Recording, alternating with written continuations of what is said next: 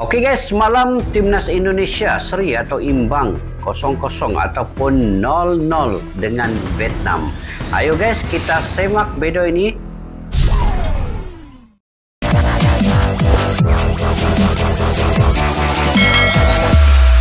Assalamualaikum dan salam sejahtera. Selamat bertemu kembali di channel Askalani Studio. Oke guys, alhamdulillah, syukur Indonesia mampu seri 0-0 ataupun 0-0 ya dengan Vietnam. Walaupun tidak menang, tetapi sebenarnya banyak peluangnya. Indonesia cukup banyak peluang, deretan peluang yang ada di separuh babak yang pertama. Begitu juga dengan babak kedua. Cuma di separuh masa yang pertama ya, Indonesia mempunyai beberapa peluang emas, lebih kurang 3 ke 5 peluang emas yang sebenarnya perlu disudahkan oleh pemain-pemain untuk mencipta cetakan gol ataupun jaringan gol, tetapi tidak berlaku guys. Jadi sekali lagi guys, finishing ataupun penyudahan di depan gawang gol itu tidak meyakinkan bagi Indonesia pada saat-saat permainan di semifinal di laman sendiri di Gelora Bung Karno ini menjadi kesulitan ya untuk pemain-pemain hadapan Indonesia mencetak ataupun menjaringkan gol.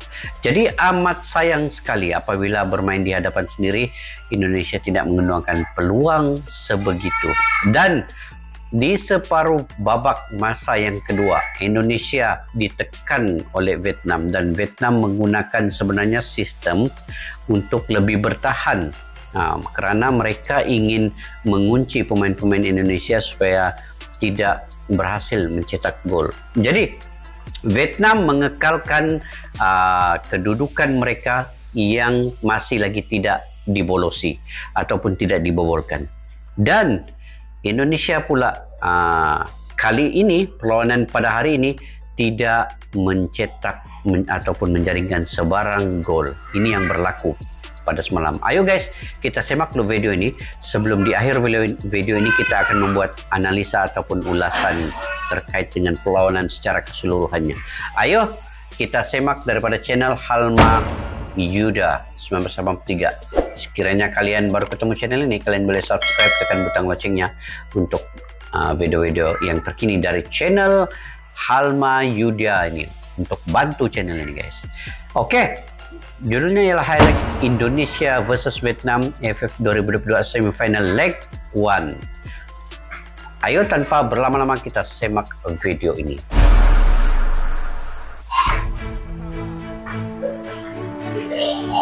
Separuh masa yang pertama guys. Ini Vietnam bermain santai.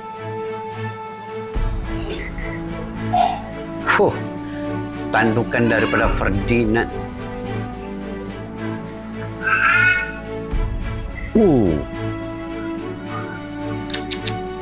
Marcelino bermain di first half ya, diberi kepercayaan oleh Sinteyong. Oke, Pratamaran ini lemparan ke dalam. Percobaan jauh juga. 2 percobaan sekarang ini, 2 tembakan. Yaakob Sayuri guys, ini juga merupakan pemain yang sangat berkomitmen, dan percobaan-percobaan dari luar area penaltinya juga begitu kencang sekali ya. Jordi bermain dengan baik, mengunci semua penyerang-penyerang Vietnam.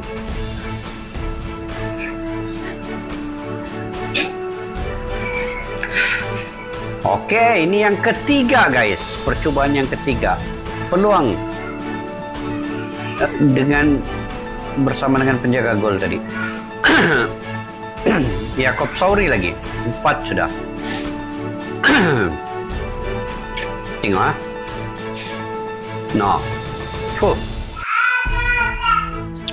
Kemudian ini sepakan sudut ataupun sepakan pojok ya. Sepakan sudut.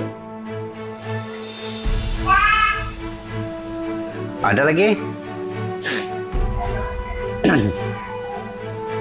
Ke tengah. 5 percubaan. Oh, dikeluarkan oleh pertahanan Vietnam ya. Tindakan penting Dodoiman pemain Vietnam itu. Oke. Oh, sayang. Masih lagi.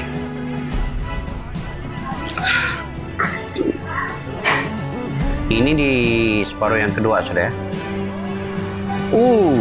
Sayang.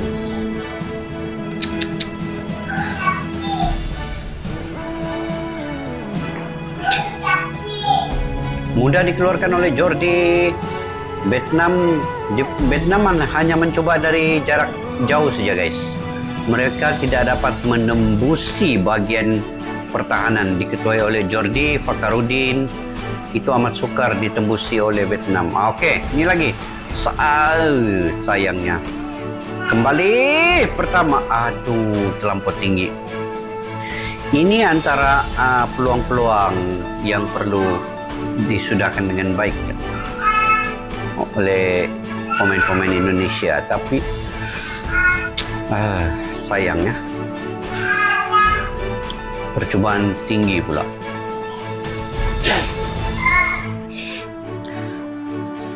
Sehingga ke last minute lah Sintayong cewa. Vietnam sekali skala, tetapi tengok Indonesia lagi. Dendi lambat. Oke, ke tengah Sayuri. Oh, dijatuhkan. Bagaimana? Tiada penalti guys yang di situ. Nah,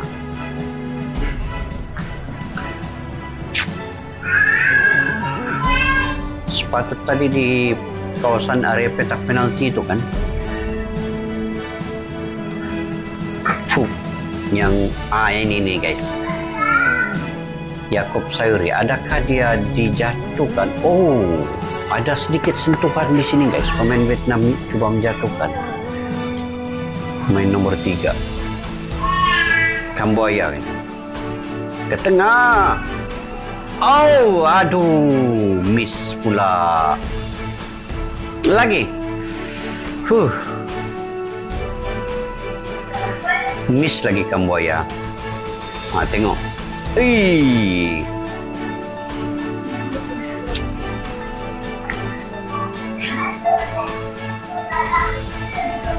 Sekali lagi. Di menit ke-93 adalah. Ke tengah lagi sekali.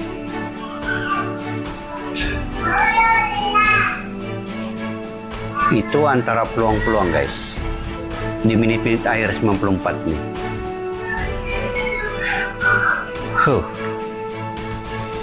Witan.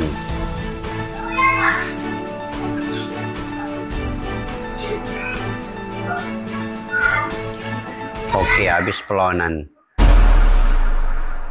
Oke guys, itu antara peluang-peluang yang banyak daripada Indonesia ini. Apapun permainan Indonesia itu sangat menarik, menghiburkan, cuma keberuntungan untuk cetakan gol ataupun jaringan gol itu tidak berlaku. Apapun kita apresiasi juga kepada semua pemain, kita menghargai pemain-pemain Indonesia yang telah berjuang berhabis-habisan, berjuang bermati-matian untuk negara Indonesia itu sendiri. Sebenarnya mereka telah melakukan yang terbaik. Kesilapan-kesilapan mereka telah kurangkan. Pertahanan bermain dengan baik. Tengah bermain dengan antaran-antaran pendek kepada penyerang cukup baik. Jadi sebenarnya kesemua pemain telah melakukan taktikal yang telah dilakukan oleh Sintayong. Sebenarnya mereka telah berusaha keras guys. Jadi seharusnya penghargaan harus diberikan kepada Indonesia yang bermain di laman sendiri ya.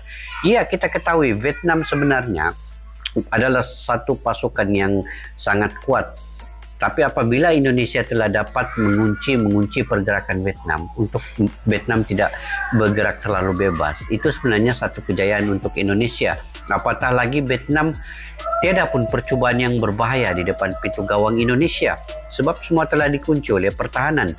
Mereka tidak mampu pun untuk sampai ke kotak penalti membuat percobaan. Hanya 1-2 saja percobaan tendangan yang mereka buat. ketimbang dengan Indonesia. Sekurang-kurangnya di separuh masa pertama itu ada 5 percubaan ke gawang Vietnam. Walaupun tidak menghasilkan sebarang gol, tetapi peluang-peluang emas itu ada. Permainan yang dibina strukturnya daripada bawah, tengah, sehinggalah ke atas oleh Indonesia itu sebenarnya berfungsi dengan baik. Yaakob Sauri, Marcelino Ferdinand itu nampak ada kesungguhan. Dendi Selistawan juga punya peluang. Ada beberapa pemain yang saya ingat cukup baik seperti Yaakob Sauri, ini perlu diberikan kredit ya, karena dia berani untuk mengucar-ngacirkan bagian hadapan dan dari sebelah kiri kanan membantu pertahanan juga. Itu antara yang pemain yang saya sangat salut.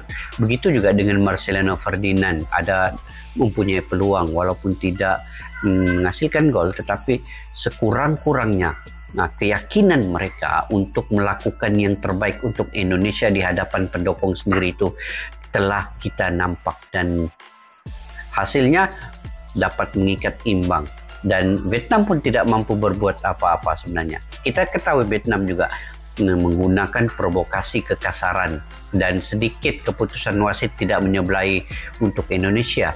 Keputusan wasit itu banyak memberi harapan, memberi kelebihan kepada Vietnam. Tetapi tidak mengapa. Sebab itu yang memang selalu dilakukan oleh Vietnam, guys.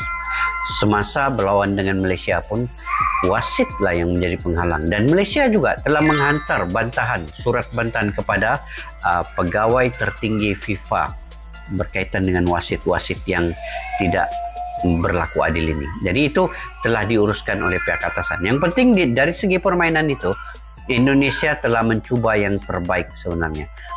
Kita harus memberi penghargaan, memberi salut kepada semua pemain, juga jurulatih Sinteyong, taktikal yang baik. Dan saya jujur sekali ya, saya melihat perlawanan semalam itu, saya juga bangga dengan permainan Indonesia ya. Walaupun tidak menang, guys, tetapi permainan itu menghiburkan. Cuma yang di hadapan finishing ini, itu saja yang perlu diperbaiki. Yang kalaulah itu berlaku walaupun hanya 1 gol, sebenarnya kemenangan itu penting walaupun dengan 1 gol, tetapi tidak berlaku, guys. Keberuntungan itu tidak memihak pada Indonesia. Walaupun kontrol percobaan-percobaan penting yang berlaku itu ada. Jadi apapun, mungkin kalian juga punya pandangan dan pendapat sendiri ya terkait dengan perlawanan semalam itu. Mungkin kalian bisa untuk komentar di ruang kolom di bawah untuk info-info juga mungkin yang bermanfaat, info positif dari kalian. Jadi guys, hari ini Malaysia akan menentang Thailand. Semoga Malaysia juga akan bermain dengan baik dan memperolehi kemenangan. Yang penting menang walaupun hanya 1 gol. Yang penting ada kelebihan yang dibawa daripada Bukit Jalil ke main di Thailand nanti. Kemenangan di Bukit Jalil itu penting juga. Sama-sama kita doakan, guys. Oke, sampai kita berjumpa lagi di video yang akan datang. Majulah sukan untuk negara. Assalamualaikum. Bye-bye.